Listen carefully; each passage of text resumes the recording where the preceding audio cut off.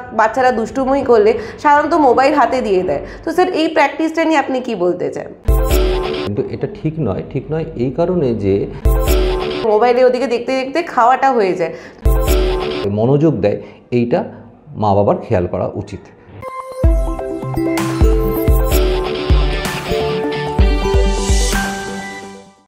নমস্কার, গৌরীদেবী হসপিটালসের তরফ থেকে আমি শাইনি, আর আজ আমার সাথে আছে renowned consultant MD psychiatrist doctor Pratanu Saha. Welcome sir to our show. তো স্যার, প্রথমেই আপনার কাছে জানতে চাইবো যে আজকাল আমরা দেখতে পারি বাবা মারা কোথাও গেলে বা বাচ্চারা দুষ্টুমি করলে সাধারণত মোবাইল হাতে দিয়ে দেয়। তো স্যার এই প্র্যাকটিসটা নিয়ে আপনি কি বলতে চান?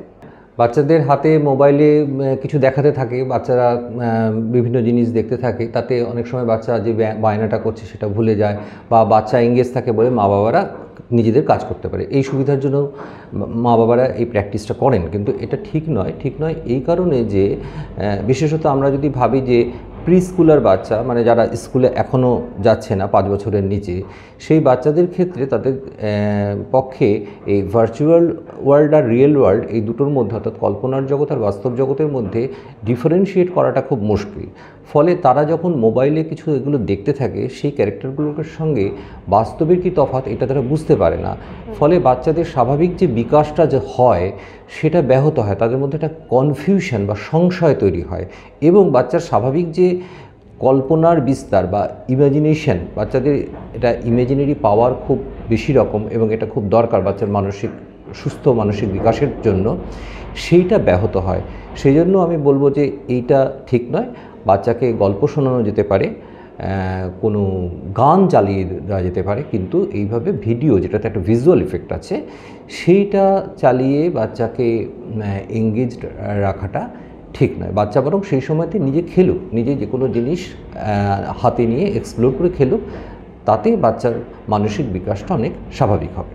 স্যার, আমরা এটাও দেখতে পাই যে আজকাল কোথাও গেলে ইউজুয়ালি দেখা যায় যে বাচ্চারা খাচ্ছে না, যেহেতু সেই কারণে বাবা মারা কী করছে, মোবাইল দিয়ে দিচ্ছে, যাতে মোবাইলে ওদিকে দেখতে দেখতে খাওয়াটা হয়ে যায়। তো সেই বিষয়ে কি বলতে চাই, মানে সেই প্র্যাকটিসটা কি করা উচিত?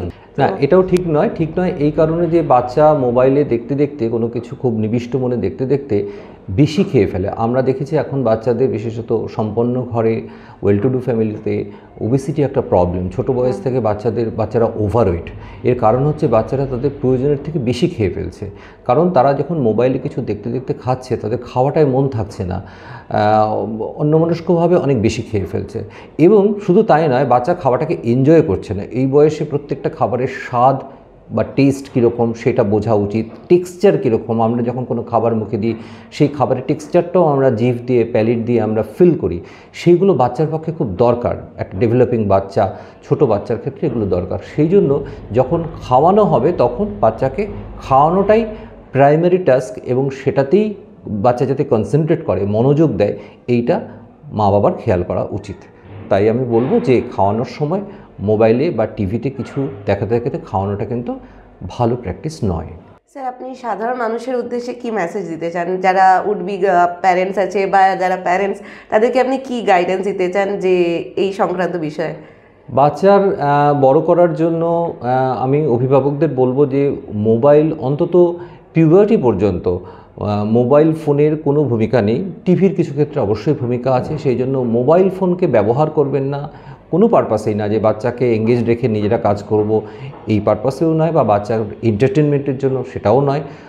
কোনো দিক দিয়ে দরকার নেই। অবশ্যই পিউবার্টির পরে অ্যাডোলেসেন্ট ফেজে বাচ্চার এডুকেশন পারপাসে মোবাইল ফোনের প্রয়োজন থাকতে পারে, এবং অ্যাটলিস্ট 10 বছরের নিচের বাচ্চাদের জন্য বাবা মাকে এটাই মনে রাখতে হবে যে বাচ্চা এই সময় শেখে, এক্সপ্লোর করে, অর্থাৎ প্রত্যেকটা জিনিস ছুঁয়ে দেখে, তার শব্দ শুনে, তার গন্ধ নিয়ে, তার স্বাদ নিয়ে, এইভাবে এক্সপ্লোরেশনের মাধ্যমে বাচ্চা ডেভেলপমেন্টটা হয়, বিকাশটা হয়।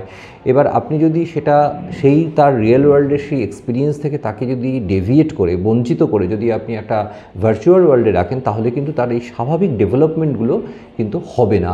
ফলে বাচ্চার বিকাশ ব্যাহত হবে, কখনোই সেটা স্বাভাবিক হবে না, এটাই বলবো। Thank you so much sir, আমাদের সাথে এতক্ষণ জুড়ে থাকার জন্য আর এত কিছু গুরুত্বপূর্ণ তথ্য আমাদের সাথে শেয়ার করার জন্য। আশা করি আপনাদের এই সব মেসেজ জীবনে অনেক কাজে আসবে। আপনারা যদি এই সংক্রান্ত আরও কিছু জানতে চান তাহলে আমাদের নিচে কমেন্ট সেকশনে গিয়ে কমেন্ট করে আমাদেরকে জানাতে পারেন, বা আমাদের নিচে যে হেল্পলাইন নাম্বার যাচ্ছে আপনারা সেখানেও আমাদের সাথে কন্ট্যাক্ট করতে পারেন। সুস্থ থাকুন, ভালো থাকুন, ধন্যবাদ। নমস্কার।